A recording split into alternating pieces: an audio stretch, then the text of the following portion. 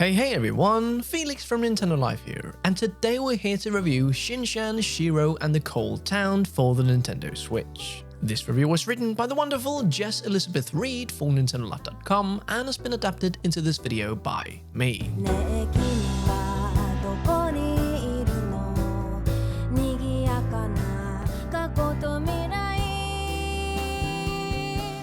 Shin-Chan, Shiro and the Cold Town is based on the long-running manga and anime series Crayon Shin-Chan, Kurishin in Japanese, about a peculiar 5-year-old named Shinosuke, Shin-Chan and his family. The game follows up on the successful 2022 Western release of Shin-Chan, Me and the Professor on Summer Vacation, The Endless 7-Day Journey, which puts this in the lineage of Kasayabe's Bokunatsu series. This time around, however, we are working with a mercifully shorter title.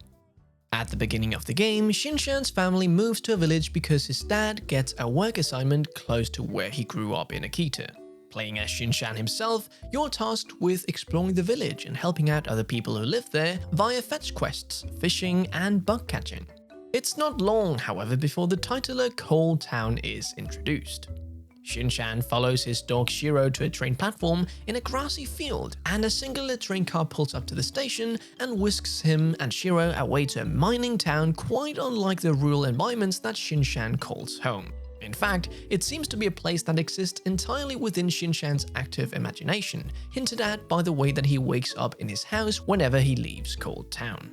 Imaginary or otherwise, Cold Town has a lot of problems that Shin-Chan can help out with, usually with the assistance of the town's self-proclaimed genius inventor. The remainder of the game is spent splitting time between Akita and Cold Town. Each area has its own characters and activities, and completing quests often require going back and forth between the towns to gather the right supplies. There's nothing too mind-blowing about the basic gathering mechanics at the center of the game. Catching bugs is accomplished with a single button press and the swoosh of a net. The camera perspective does sometimes make it difficult to tell where insects are in relation to Shin-Chan, but it's not too distracting. Fishing is made a little more interesting in that there's 2 different rods, one for catching standard fish and another for shallow water crawfish types. Still, fishing itself is just a matter of waiting for the fish to approach and then holding down the button when the fish is on the hook. You can also find things on the ground. In Akita, these are herbs, where in Cold Town it's ore and other small items. Shin-Chan can also grow his own vegetables in the garden at the front of his house. Again, just a simple loop of planting, watering and waiting a few days to harvest. Nearly every quest that propels the game forward requires gathering the right items. While not terrifically exciting, needing to collect and purchase items from different locations encourages regular gathering and exploration. The good thing is that this game's hand-painted backgrounds are so beautiful that we didn't mind running around all day and night to find what we were looking for. Verdant countryside spilling over with flowers and foliage, secret passages amongst rice fields, and warmly lit home scenes can all be found in Akita. Cold Town brings a more worn and dusty beauty in its ramshackle stairways, comically crowded marketplaces, and metal-plated cityscapes. Multiple portions of both Akita and Cold Town are blocked off at the start of the game. Completing the quests to unlock new areas is almost more exciting for what new artwork you'll get to see than the plot-related elements. The art comes through really well in handheld mode, but it's admittingly even more gorgeous when playing docked.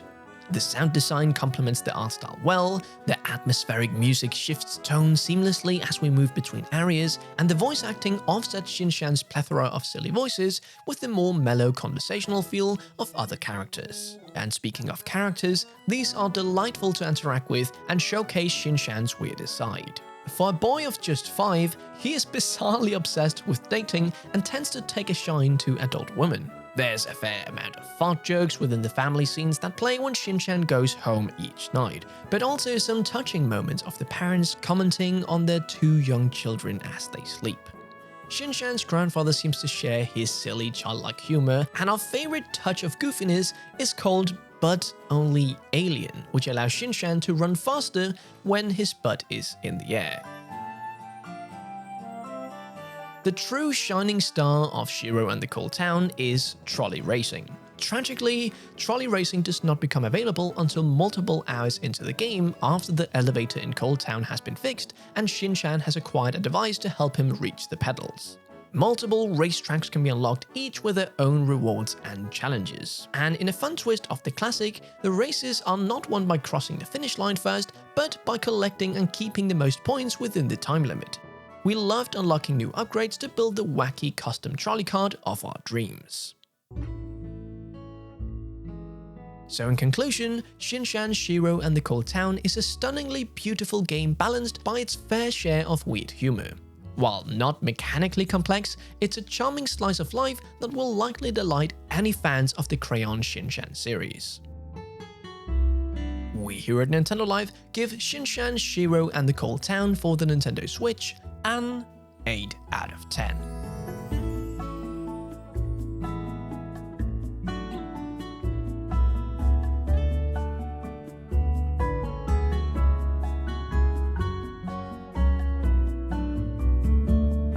And now with the review done, it's time for Felix's personal thoughts. Now, if you know me at all, you know that I loved the previous game in this series, Shin-Chan, Me and the Professor on Summer Vacation, The Endless 7-Day Journey. There was just something so enticing by the beautiful vistas, running around, hearing the cicadas in the distance, and I was actually a bit sad the direction Natsume 20th Century Summer Kid went in, because here they had scrapped the beautiful hand-painted backgrounds and instead you were running around in fully 3D environments. Sure, it meant that you had more possibility for exploration, but to me it was such a downgrade. So I was incredibly pleased to see that they have gone back to the classic way, and not only just done that, but this game does a lot of things better than the previous game. For one, this is probably my biggest plus, is that now when you run between scenes, there's no loading time whatsoever. In the previous one, it wasn't much, but you can see here, every time you went into a new scene, there was a little cut.